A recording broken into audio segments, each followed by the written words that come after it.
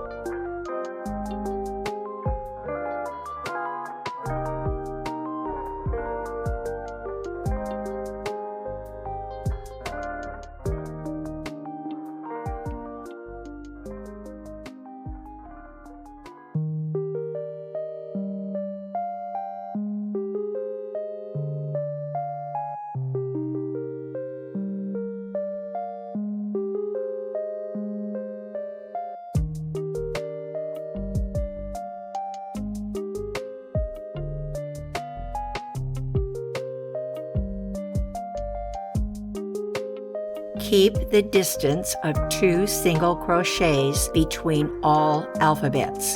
You can increase the distance by using this trick. You can easily create new designs and crochet some amazing textured blankets. Watch more videos like this one at learncrochet.com.